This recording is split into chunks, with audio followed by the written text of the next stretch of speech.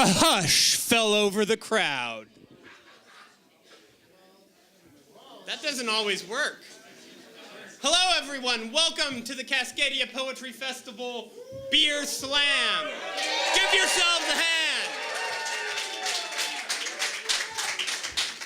So tonight we will be seeing 7 of Cascadia's finest poets, and we will be drinking 2 of Cascadia's finest beers, provided to the Cascadia Poetry Festival by Naked City Brewing. Woo! Now, probably the thing that you all want to know most is, where are the restrooms? Yes! So first, I'm going to tell you where the restrooms are so that once you find out where the beers are, you can take care of the problems those cause. We have a restroom almost directly at the back of the room where my finger is pointing. There is a small sign that says restroom. There's a little silhouette of a man and a little silhouette of a lady, or a person wearing pants and a person wearing a dress, honestly. So if someone is trying to get by you, you may want to move because they're probably going to the restroom there. There is also another bathroom out through the hall and to the left. Yes, to the left, my left. Look that way. Look that way. Paul and Meredith are showing you the way. That is also the direction, the laundry room. If you are wanting to take a break, but you don't want to stop drinking beer, you cannot take your beer outside. That is a no-no. You can take it into the laundry room and speak in hushed tones to each other, but they must be very hushed because the poets here are powerful creatures, and if you anger them, they will crush you like an ant. So, so the way this slam is going to work is such. There are 3 rounds. And in the first round, there are 3 bouts. A bout is 2 poets going head-to-head. We have 3 expert judges selected from around Cascadia. We have Anna Wolf, we have Bryant Moore, and we have Yasmin El-Barati. They will be the judges tonight. You may agree with their decisions or you may disagree, but you must respect the courage it takes to make them. They will be selecting who moves on to the next round. They will not, however, be assigning number values because that's just, we don't feel like that. That's not how we're going to do this one. There are many different ways to run a slam, and that is one, and it is not the one we have chosen. So, can I see the bracket, please? All right. So in our first bout, we will have Dan Raphael and Morris Stegosaurus. In our second, we will have Derek Sheffield and Robert Lashley. In our third, we will have Kim Goldberg and Isaac Grambo. And now, we originally had 8 poets. One of them fell ill, as has been happening a lot lately. So Heidi Greco will be awaiting her oncomer in the second round. We drew, and she took a bye. So in the second round, someone will have to face the Greco. Someone. Yeah.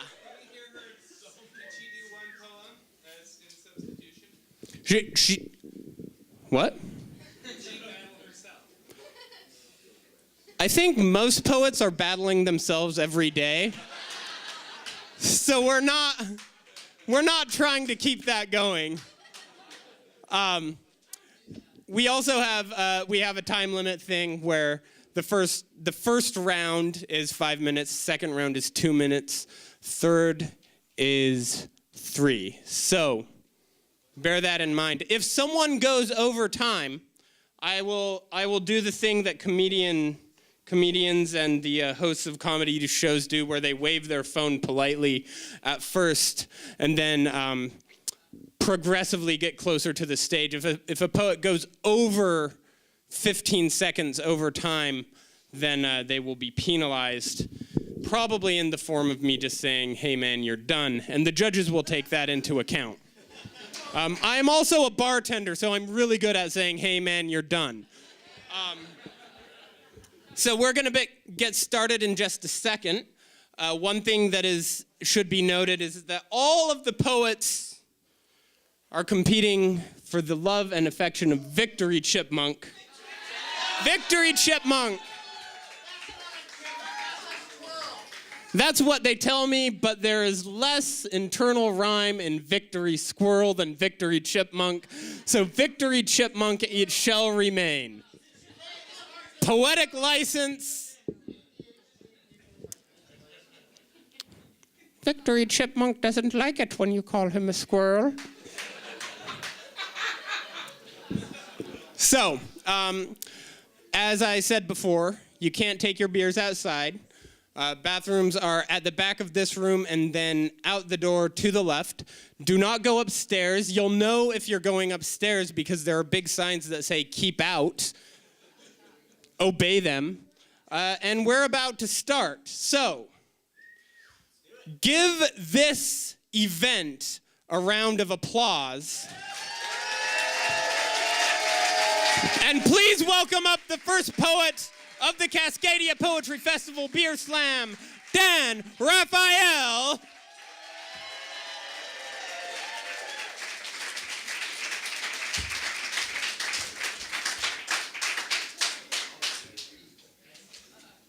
This was inspired by Malta, but it could be Vancouver or any other island, any place here in Cascadia along the water.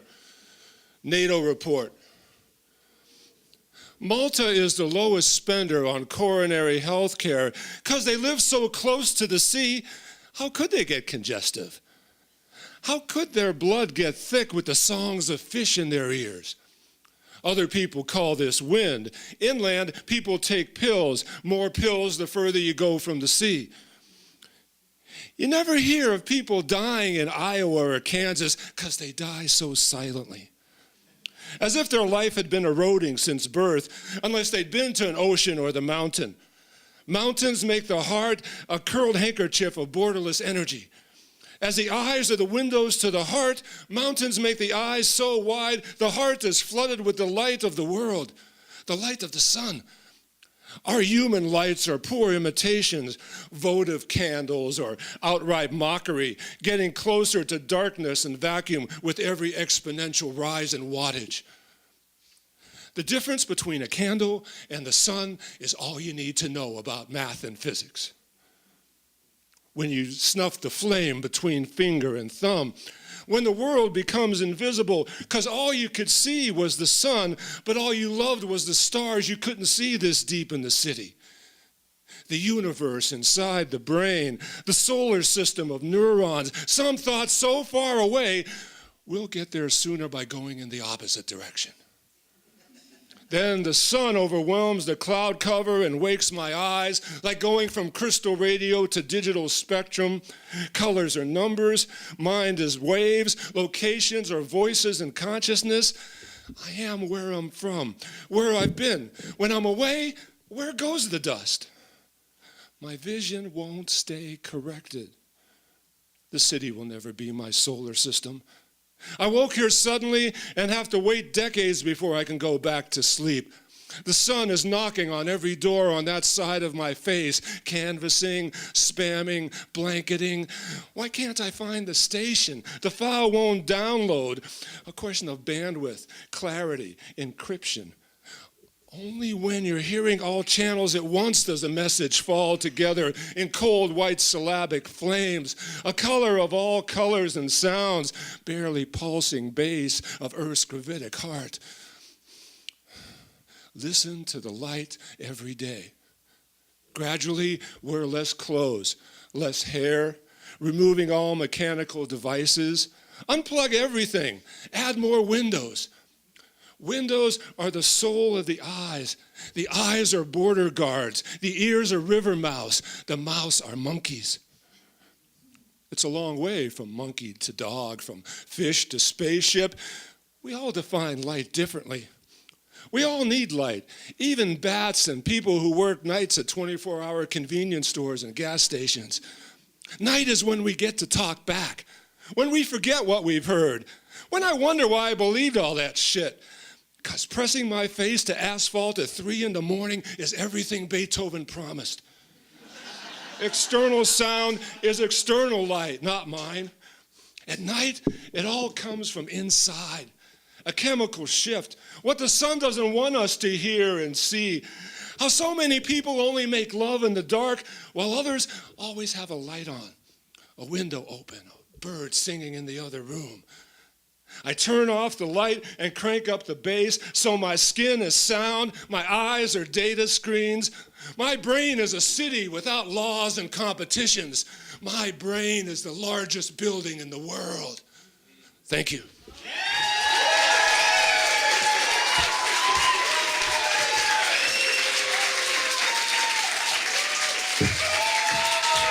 Keep it going for Dan.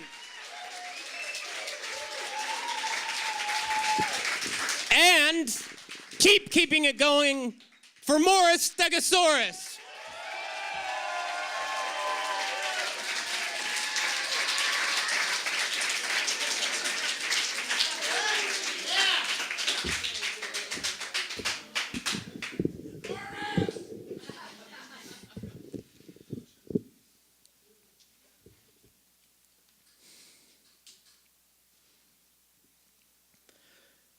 The Architecture of Sorrow, a play in 3 acts.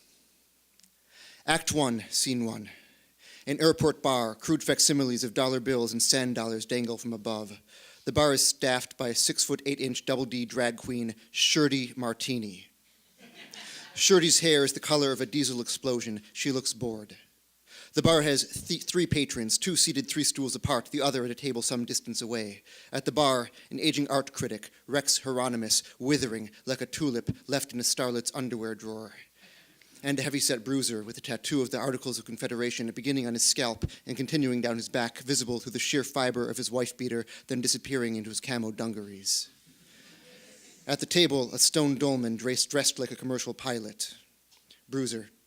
Hey, Shorty! Shirley. Shirley! It's Shirley! The lights grow brighter over a 2 count. Hieronymus prepares to speak. Blackout. Scene 2. In a basement. The dolman and the bruiser are lying on the floor. The bruiser picks his teeth with a small bone. The room is suffused with a rose glow and is devoid of furnishing. Dolman. Ever wonder if the universe was a computer simulation and if Jesus, Mohammed, Buddha, Zoroaster, Gandhi, Alan Watts, Mozart, and Martin Luther and all his namesakes were just tech support? Bruiser. Whoa. Dude.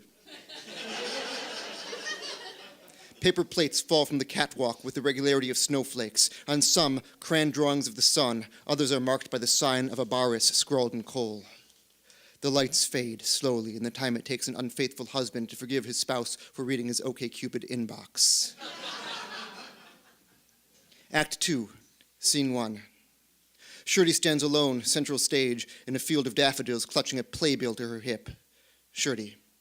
When I was 16, I co-authored and performed in a musical about the Chinese invasion of Tibet called Hello, Dalai Lama. I played Trinley Gyatso, who appears in a musical dream sequence modeled after the dream in Fiddler on the Roof. She turns, takes a moment to get in character, and turns back to the audience. Chidingly, I pity you, America. I weep for you. I weep for your rose gardens and your rose bowls and your unending crop of Rose McGowans. I weep for Apple computers, apples, and apple pie, for the skywriting ad man who dreams in simulcast, and for the fat-pensed mammons who swallow a new pantheon of manu-tech-cured Clepo with names like Agronox and Lunesta. As this great experiment grinds to grisly acquiescence, what have we learned? It's a dog-eat-dog world out there, and I believe in saliva of the fittest. Shirley executes a Z formation snap. Blackout. Scene 2. Rex Hieronymus and the dolmen seated facing each other at a round wooden table. They share a large milkshake with 2 straws. Hieronymus, do you know what your problem is? You've forgotten how to have a good time. All I ever hear from you anymore is human suffering this and imminent collapse of civilization that. You've marched so long, you've forgotten how to dance. Dolman. K. But your problem is you're a pretentious, self-righteous, ineffectual twat, and you cribbed that last line from Danger Brooks, and you know it. You are literally worse than 1,000 Hitlers. The dolman falls over and is silent. Hieronymus loudly slurps the rest of the milkshake, dabs his lips with a cloth prefold, and waddles off stage. The curtain drops with the weight of a vulgar oath spoken at a cotillion. Intermission. Forever.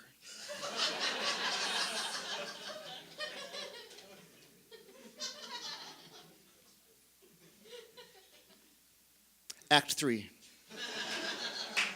A second audience sits on stage and stares at the first. 3 minutes and 10 seconds pass in silence. The audience on stage grows restless. Children begin to fidget. A man upstage right checks his watch and clears his throat. The primary audience members transmogrify into hawks, doves, pigeons, moths, and horseflies in descending order of their net worth and fly into the wings. Curtain.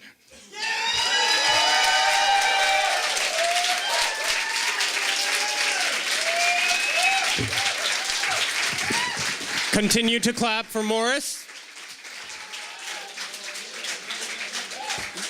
This, my friends, this is the longest I'm going to give our judges to decide who moves on to the next round, and I'm going to make a couple of announcements. The first announcement is that if you don't know where you are at the Cascadia Poetry Festival. And there are many events happening tomorrow. I will talk about many of them tonight. But the first one I will talk about is at 9 a.m.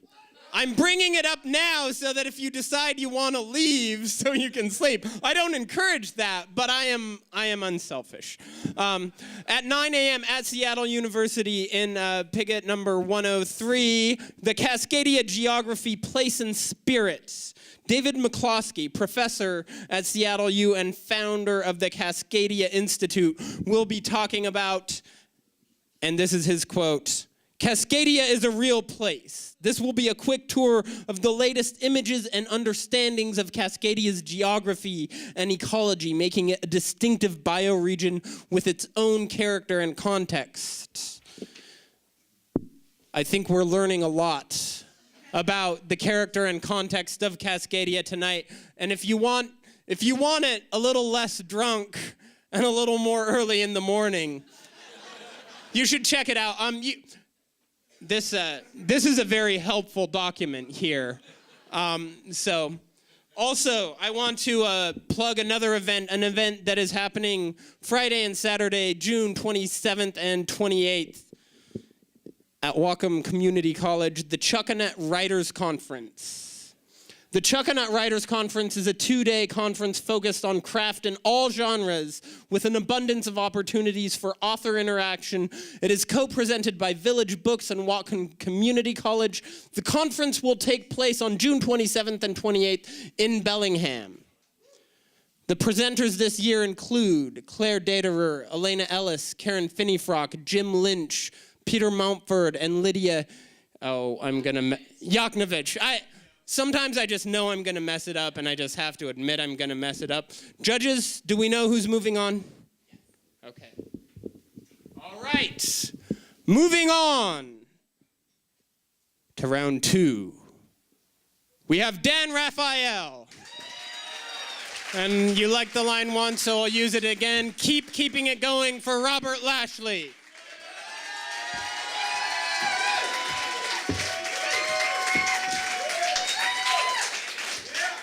Thank you very much. This poem, after Wallace Stevens' 13 different ways of looking at a blackbird, is called 13 Different Ways of Looking at a Motherfucker in the Club. 1.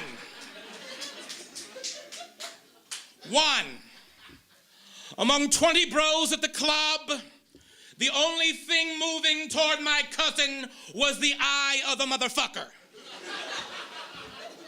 2, I was of 3 minds, like the IQ of the motherfucker at the club. 3, the motherfucker in the club whirled in the autumn wind. It was a small part of some corny bro dance. 4, a Maxim magazine and Axe body spray are 1. A Maxim magazine, Axe body spray, and a motherfucker in the club are 1. 5, I do not know which to prefer. The time when the motherfucker in the club says to my cousin, girl, I want to sop you up like a biscuit. Or, girl, you look good enough to season greens with.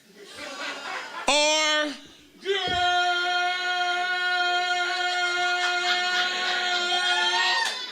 if your left leg is Christmas and your right leg is New Year's, can I visit you in between the holidays? Yeah. 6, bros filled the window with barbaric glasses of liquor a rapper drank on BET. The motherfucker in the club drank them to and fro. An indecipherable case. 7, oh thin bros of Seattle. Why do you imagine that you could put Rohypnol in my cousin's drink? Do you not know my juvenile assault record when you walk the feet of the young lady around me? 8, I know noble accents and lucid, inescapable rhythms. But I know, too, that if the motherfucker in the club gives her that drink, I'ma catch a case. 9, when the motherfucker in the club flew out the window. 10, at the sight of the motherfucker in the club flying outside the window, a ball of euphony cried out, what did I tell you? What the fuck did I tell you? You put your hand on my cousin again, I'll come you back in the back in front of your goddamn day. I swear to God, and 4 more white people, I'll bust your head to the white meat and kick your ass up and down the block till your ass tore out the frame. And where's the rest of you bros looking at? Which one of you motherfuckers wanna axe the dentist and get their teeth fixed? Don't let this smoke train fool you. 11. The motherfucker in the club ran past downtown with a busted hand. Once a fear pierced him in that he mistook someone else for a person who was driven away. 12. The wind is howling. The motherfucker in the club is somewhere in a corner. 13. Thank you.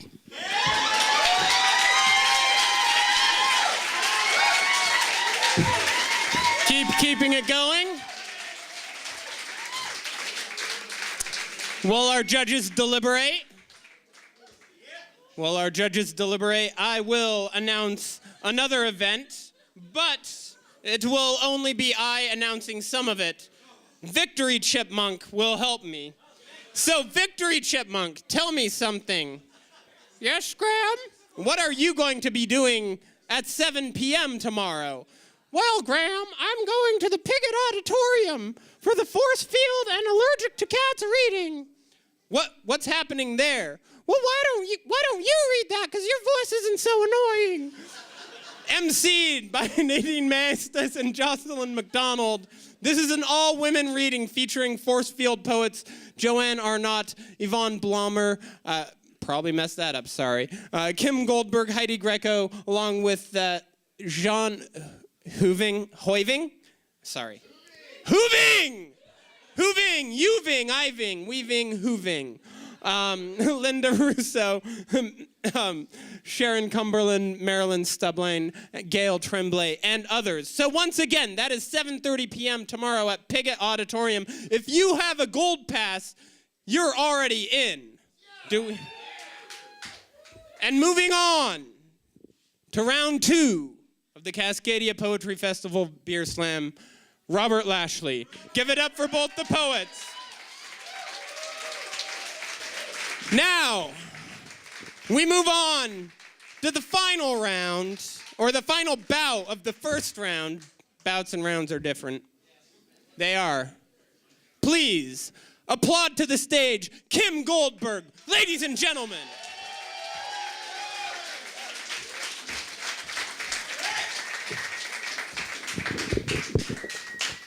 All right. Thank you very much. I hope there are at least some people here who know or remember what a DeSoto is? Because, okay, right. Big, beautiful American car that they quit making in about 1961. So, but this is a memory. This is DeSoto Love. The summer I was 17, my boyfriend, the first one I really loved, snuck me into the drive-in in the trunk of his 1960 DeSoto that I helped him paint the week before. Abalone blue, like his eyes. And looking back, I'm not sure why I'm the one who had to go in the trunk, or why I said yes, or why he couldn't just pay the extra $1.75. But I only weighed 110 pounds then, and trunks were really spacious in those days, even with 4 dead batteries stuffed alongside me. Besides, he was just back from Vietnam, and I was really glad to see him still in one piece. 18 years later, he lost his left hand in a sawmill blade, but that night at the drive-in, he was all there and all mine. Once I got out of the trunk, that is. The flick was easy rider, but, don't ask me for a recap because we were having sex in the back seat until the credits, which didn't feel as good as I thought it would. The sex, I mean, because there was like a beer bottle or a socket set or something grinding into my hip bone the whole time, and some gear lube I must have picked up on my bangs in the trunk. It kept slapping my eyes like wet spaghetti. But next week, when we were up the river at a keg party and it started to rain, my bell-bottom jeans that I'd spent like the last 6 months sewing patches and leather patch beads to for, forever it seemed like, they started to disintegrate until they fell right off my legs, which everyone thought was a gas. But when my boyfriend stopped laughing, he said it was the battery acid from the trunk of the DeSoto. But he found me some coveralls, and we smoked a big fatty. Love is like that.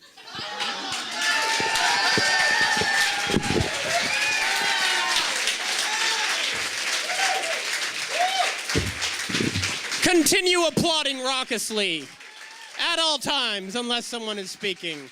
Now continue for Isaac Grambo.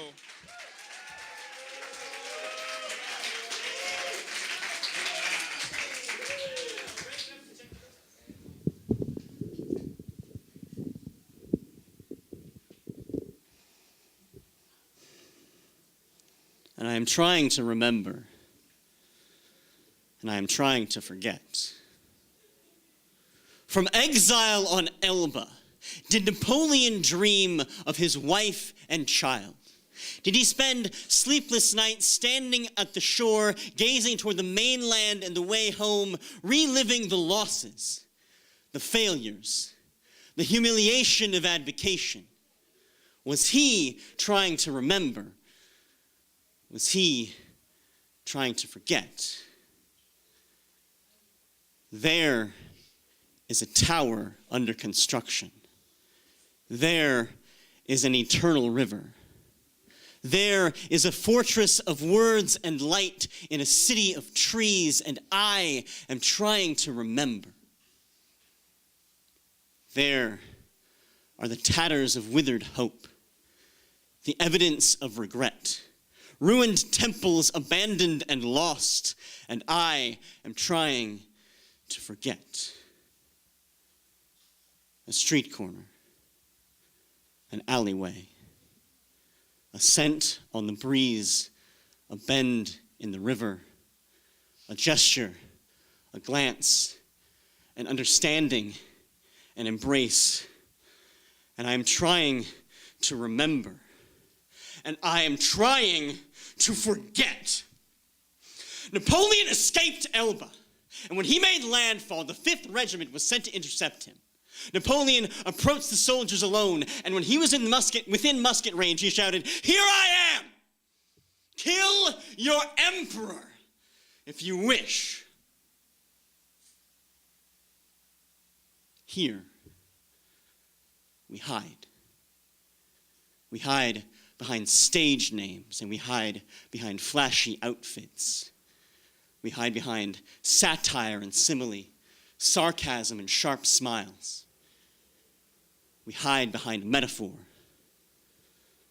We hide behind microphones. Here I am. Kill me if you wish.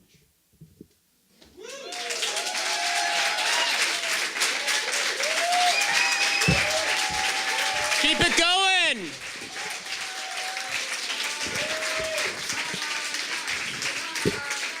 Now,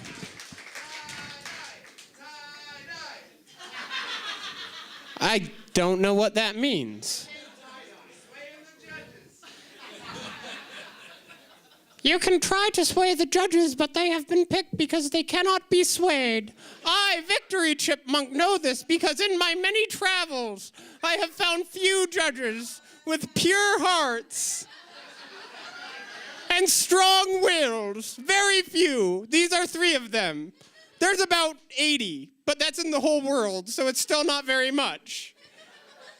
So if you're digging the vibe and you're digging the drinking and you're digging this room, tomorrow night at 10 p.m. is the after party. It's going to be a lot like tonight, except for instead of 7 poets, there's going to be 30.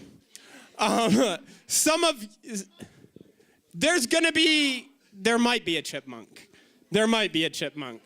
I don't know. I really feel like I want to go home with whoever wins this slam. Oh my God. Anyway, so here, 10 p.m. Once again, if you have a gold pass, you're in. I'm looking around. Some of you are going to be here because I know because you're reading. It is a curated reading of 30 readers, and it will be glorious. All right, so moving on into round 2 is Isaac Grambo. So that means the first bout in round 2, the 2-minute round, will be Dan Raphael versus Robert Lashley. The second bout will be Isaac Grambo versus Heidi Greco. So take a deep breath because we're not taking a break. Take a deep breath, think happy thoughts, and get ready to applaud. Dan Raphael, back to the stage!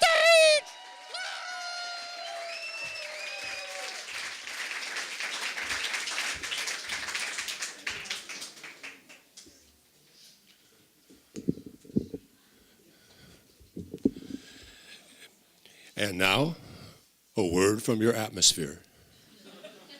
Said the conductor up the hoop of funk, over whose ground, through whose air of carnality. You call this meat rare? My third leg, 100 decibel bass, like manhole covers with great moves and knees flexing too fast to count. We pump, we hump, we leave the ground and come back tomorrow. Yo means me. That shadow with a car in his chest. American steel, clutchless shifting for efficiency, shiftlessly clutching to no one not in my mirror at night. Background, rear view, coming up from the inside, knuckle, curve, spit, centrifugal curling. Like Bach on methadrine, playing sonic scattergun. Each bird shot a chord, stairwaying to some feathery oven we rise in. East out of. Party like an osprey with how many brain-damaged sparrows inside. Yeah, they sing and fly even in their sleep. They never sleep. The sun never goes down. Beauty going down where? Stain of a fine time won't ever wash this out. Digital paralysis with them numbers swimming like fingers separate as fish. Surging trout. Salmon smelling heat, thumb sturgeon wanting to pounce and hold down. Never let him up for air. Air so far away, air not meant to recycle. Air on a mission. Don't trust it. Air do anything for skin of its own. To play flute with no slobbering lips and spasming lungs to run sour. All across town, air escapes from tires, balls, and various prisons. liberating the vacuums of light bulbs and thermoses, turning up the pressure, taking names and teaching the new rules. Listen to this sucker, or next time you try breathing, nothing's going down.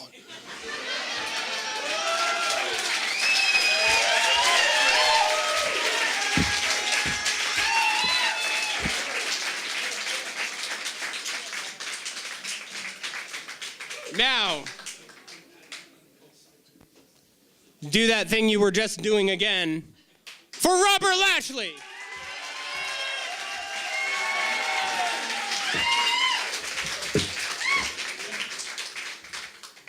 This poem, after Audens in the memory of W.B. Yeats, is called Funeral Blues for Whitney.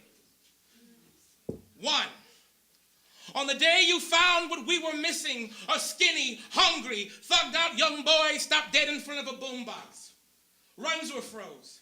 Crap games almost deserted. Hurt niggas disfigured by public statutes were transformed by the sound waves of you back in the day. On you and your instrument, we young thugs agreed you were wonderful back in the day. And far from our projects, little homies dreamed you an evergreen forest. Yet our nerds were transfixed by radio plays, scattered over 1,000 stations, scattered, squared into 1,000 more affections, immediately and all at once. Immediately every time we heard you and called ourselves to be better than we were. Immediately as we dreamed to be something grand, if not grandiose, if only to win your heart. If only then you would scheme up some shit to unearth the sword from our gravelstones and win you, and live happily in your kingdom, but the magic dust ate you alive. 2. Earth, receive a troubled guest. Whitney Houston is laid to rest. Let this Newark sister lie emptied of our dreams. For in the nightmare of the dark, all the mask we had of your majesty ate your face. All the refusals to look into your blackness have blinded and scarred our eyes, have turned to brown ash all our crystal-strewn pedestals in a parable of genius and dust. And now you hang in memory over us.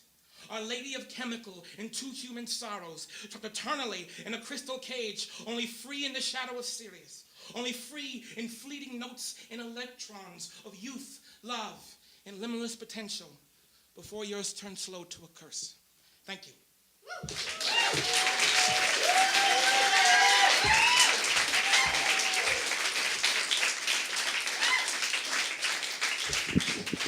So while the judges do their thing, I know it's an annoying shtick, but it's really fun. Like, that's true. You raise a very good point, sir. So do you guys like books? Yeah, you like books?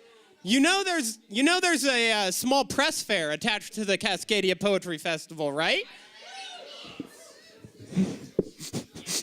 There is. I dropped the program there, so I just will have to tell you that it's in the Packard Atrium at 9 a.m. and I don't remember when it ends, but I think it goes all day. There's a lot of great local small presses and some small presses that have traveled and some pretty awesome people that you can just say, hey, you're sitting at a desk, you can't leave, you should talk to me. That's always been my tabling experience anyway. So, do our judges... Okay, moving on to round 3, Robert Lashley. Give it up for both the poets.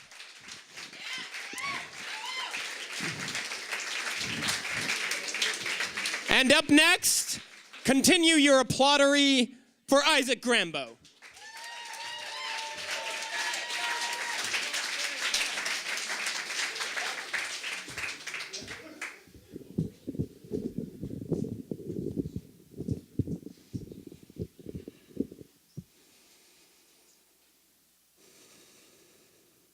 Before God created man in his image, man had to create God in his. The struggle and joy of life are too much for us to accept as simply chance. We don't speak to God as a person. We speak to God as an idea. I still write letters to her in my head, right about the time I drift off to sleep. Letters about my day, about the weather, about my feelings, about her. While the pious are communing with God, I am praying to an ex-lover. I am praying to the idea of a lover. I am praying to the notion of companionship. I pray to the memory of a close friend and put my faith in a woman who can never have actually existed anywhere outside my mind. I don't expect Jesus to show up at my door, and I don't expect her to ever come back to me. Piety isn't the belief that the world will end tomorrow. It's a search for comfort in the idea of compassion. I write letters in my head that I will never send. I utter prayers I do not expect ears to hear. I believe in an idea. I have faith in what I cannot see.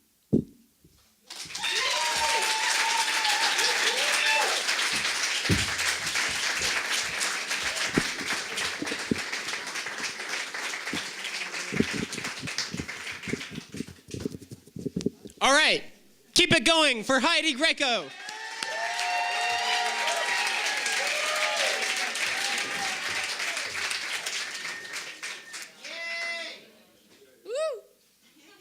As the sole survivor from Canada,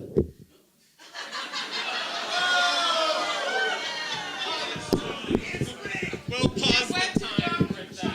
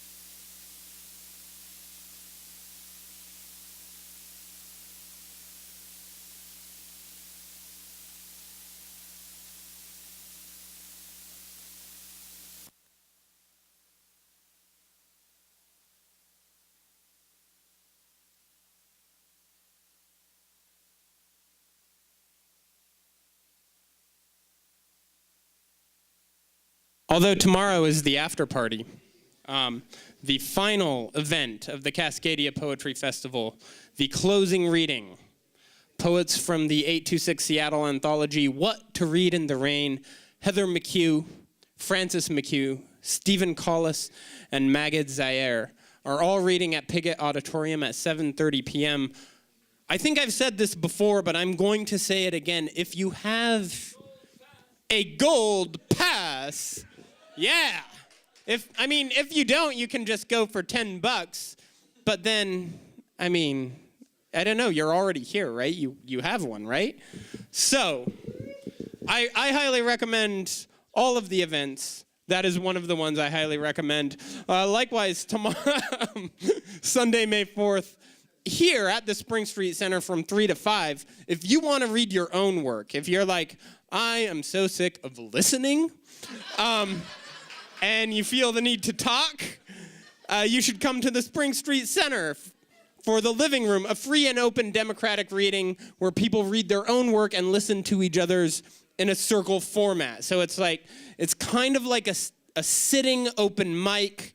It will be run. Don't worry, it won't just be chaos, but it'll be loads of fun. So, and I can guarantee there won't be any chipmunks there because I'm really a squirrel. So, heading off in the 3-minute round, we have Robert Lashley and Heidi Greco. Give a round of applause to all the poets who have competed thus far.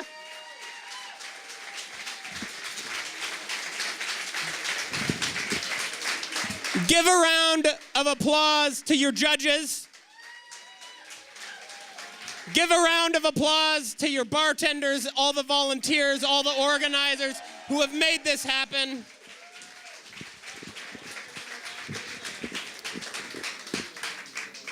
And we're going to move on to round 3.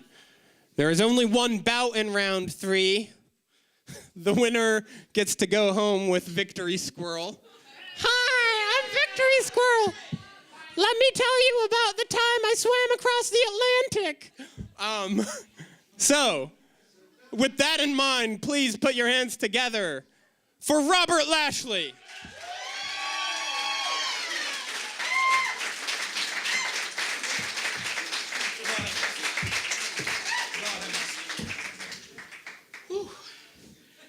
This poem is called Church Camp.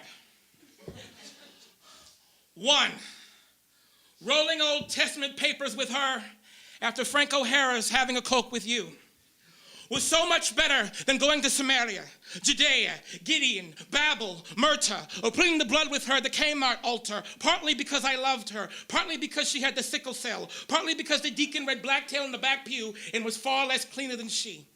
The secrecy of our smiles took off but for the sanctuary of dietary laws as we rolled up Ezekiel's obsession with her and animal junk. I looked at her and would have rather looked at her than all the books of Moses. Their portraits seemed to have no face, as radiant as she there blazed in the grass. 2, what a friend we had in Razzles. Through light and glass she defines all matter, though nothing of matter will lightly define her. Nothing of matter in the surrogate of lips between blood, a bed, and a bowl. Seeds, sticks, stems of fathers. Sorrow burns along with the terror of touch, and smoke alarms lose sound and meaning in abandoned Jesus conference rooms. Through light and glass, all the world is her laurel.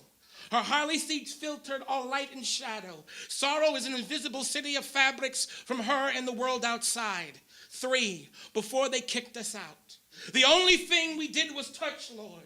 Our roaches were gone into the ether. Our stolen boombox was out of power. And my menagerie of boast on Dutch Red Ripple gave way to the crickets in grass.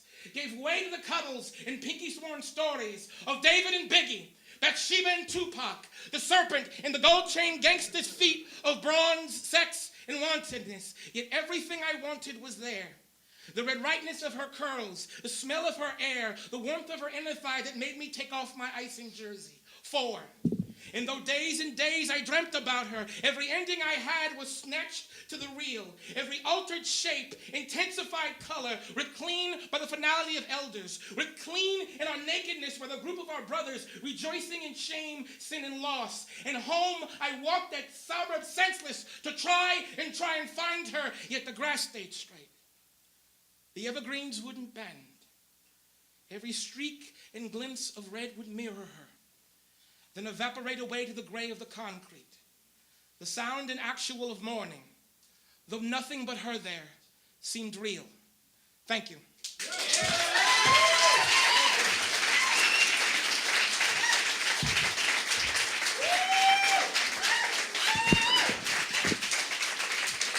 Continue your applause for Heidi Greco, ladies and gentlemen.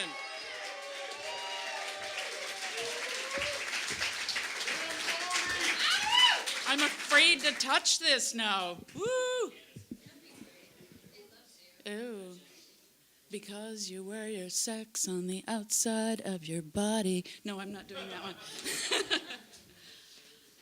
We all just celebrated National Poetry Month. that's one that we celebrate both sides of Cascadia. And our celebration this year in Canada was called Poetry City. And I think that turns into a cool word, poetricity. So this is kind of a participatory poem in that I found some words that have city in them. So when I hold my little hand up, I wish I had that little squirrel.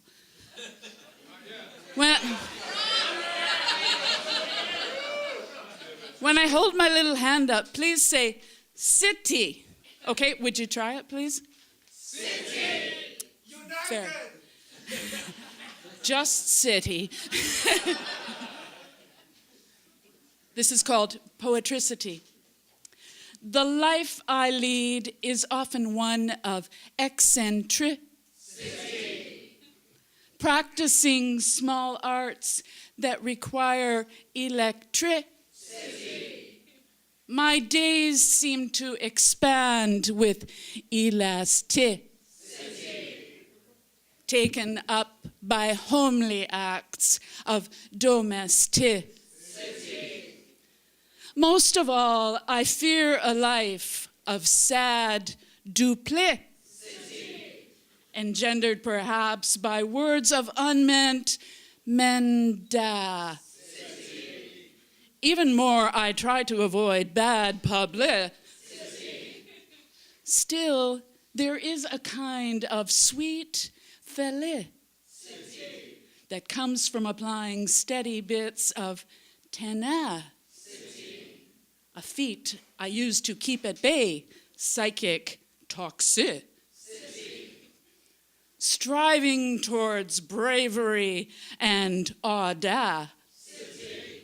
Seeking to apply specificity without giving in to complexity. Acknowledging moments of synchronicity. Celebrate our Cascadian zone. It's poetry. Thank you.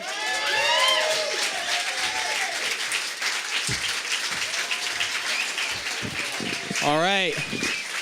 Continue your applause now. Before we know the winner, I would like to encourage applause for everyone who read tonight.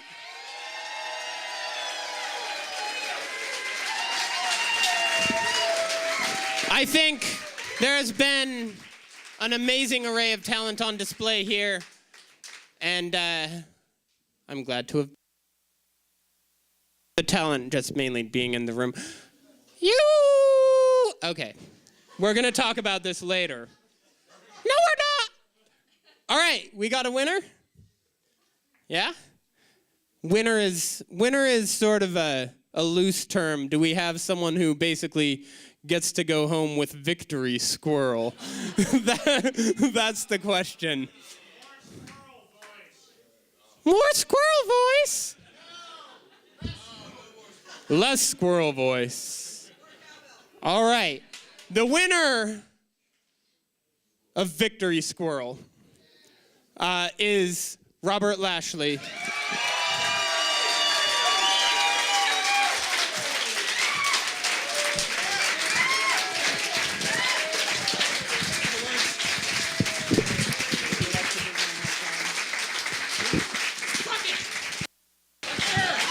All right, and he will close us out with one more piece. I want to thank everyone for being here. I want to thank the judges. I want to thank Spring Street Center. I want to thank Paul Nelson. This whole festival was his brainchild. So please.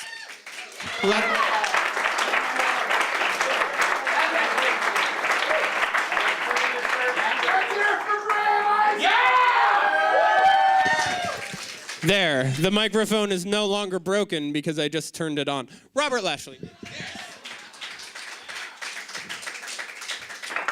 I want to thank everyone for coming, and I want to thank all the competitors. I want to read from my book that just came out from Small Doggies Press. We're talking about Cascadia. This is my Tacoma contribution. Yes!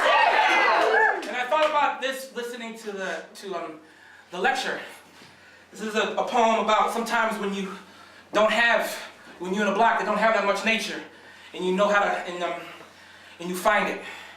This poem is called The Gang House Garden Thief's Love Ballad. For your garden, I will find you hot corner petals. I will put them in my Crown Royal bag.